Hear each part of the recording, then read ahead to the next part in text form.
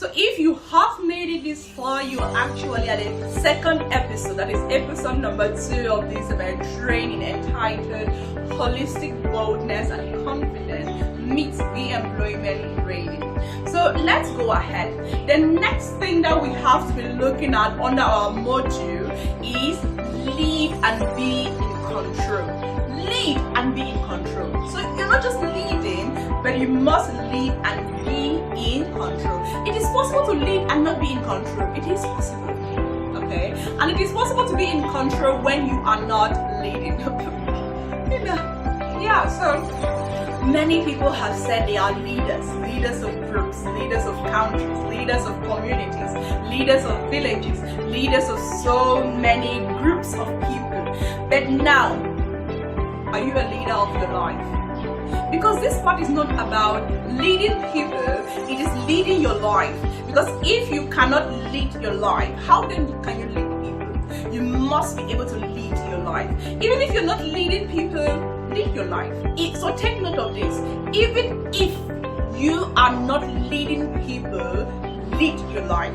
You must lead your life into positions of opportunities. You must lead your life into higher opportunities. You must lead your life into situations of growth. You must lead your life into that growth and be in control of it. First of all, let's understand what is leading. And the normal definition of leading will say persuading people to work towards a particular goal. But now this is your life.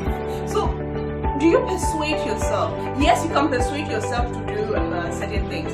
So leading yourself is all about persuading yourself and getting yourself into the right mind frame to do what you have to do and what you want to do in order to succeed. So to do what you have to do, what you want to do, and even what you need to do in order to succeed. Now that is leading. Leading by putting your mind in a position where you do things that you want to do, you have to do, and you need to do them in order to succeed. Now that is leading. You're leading your life. Now in life, they say a leader is not in front. A leader is instead behind. Leading the other people. But when it comes to leading your life, believe me, you must be in front, in the middle, behind, by the side in order to lead it. And on top of all of these, you need God to be at the top of everything else. Because if God is at the top, He overshadows everything. He covers the front, the behind, the middle, the side. He covers up everything. So you need that in order to lead your life. It might be simple words. I'm sure that you have heard these words over and over again. But have you actually taken your time to reason it out? Now, these words, do they resonate inside your being? Because if they do resonate inside your being, you will be looking at ways to lead your life, to be in control of your life. Because if you want to get something in life, you must lead yourself towards that destination. If you want to overcome certain challenges, you must lead yourself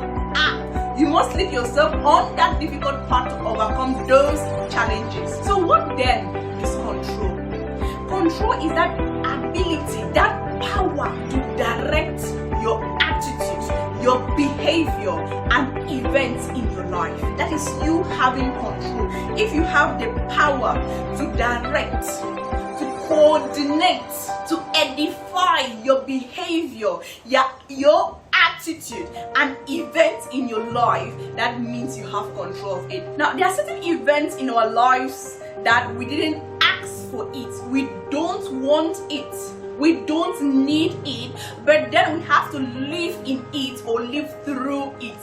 So in that situation, what do? You must keep being in control of your attitude and your behavior so as to be able to overcome the situation, so as to be able to overcome the event. It might be a negative event to you according to your perception.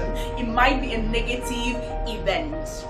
So, but then you must be able to have that power. You must be able to exert power onto your behavior, your attitude, so as to overcome that perceived negative event in your life. So if you can control your attitude, your behavior, you are in control of your life. Now, what are some of these areas in our lives that we must lead and be in control of?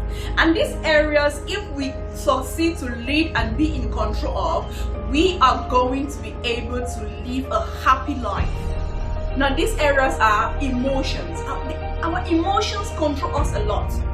You might be that type of person who easily gets angry, or easily gets happy, or who easily gets annoyed, or who easily starts cursing people. That type of person who is so emotional, also disconnected from emotion, that people don't feel like staying beside you. People don't feel like being with you.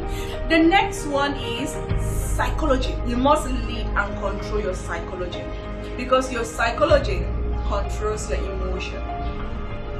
All your wellness, the balance that you create between work and normal life is all about psychology. The next runner up is spiritual.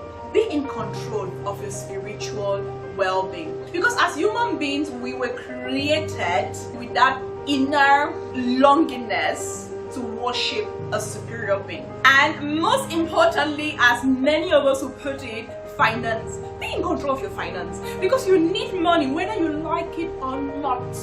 You need money to fend for your basic needs. You need money to fend for your safety needs, to spend for your social needs. In fact, you need money to climb up the strata of needs. Now, I'm not saying that be obsessed about having money or be obsessed about needing money, but then you need money in order to have control of so many other areas of your life, in order to go ahead of in so many other aspects of your life. So ask yourself, among all of these things that I have listed, emotional, psychological, spiritual, and financial, which of them are you really leading and controlling? If you are not leading and controlling all 5 of them, then you can work on it. But then it is possible to lead a happy life without being in control of all 5 of these elements. It is possible. You just have to pick that which is more or most important in your life. There are situations where you find yourself, or in the environment where you find yourself, then lead and be in control of it. Pick, it could be 2, it could be 3, 4, or all 5 of them, but please not one. It's not one. It is possible, but what I'm trying to drive home is that it is possible to lead a happy and fulfilled life by being in control of 3 of these things, or 4 of them. You're not forced to be in control of all 5 of them. It is possible, but just ask yourself, which of them are you in control of? And these areas of your life that you're in control of, that doesn't really suit the environment that you are in. You might be in control of your emotion, but maybe the environment that you're in currently doesn't warrant you to be in that much control of your emotion.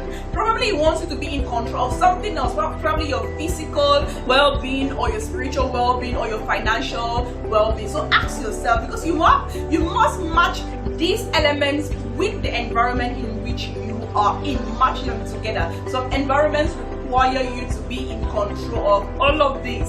Some environments require you to be in control of 3 of them. But now ask yourself, which 3 of them? Look at your environment, examine your environment, and ask yourself, this my environment doesn't need me to be in control of my finance, of my emotion, of my physical well-being. Ask yourself that question, because only you can answer that question. And that is why every exercise that I give during this training is of prime importance. So next is an exercise that you have to do, not just in order for us to move ahead with the lesson, but in order for you to move ahead, because that is the reason why you dedicated yourself to this training during this period of time. So do take the exercises as seriously as possible.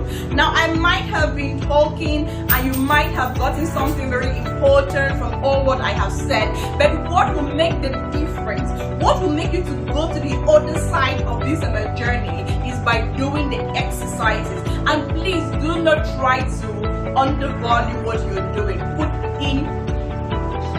Put in the necessary effort to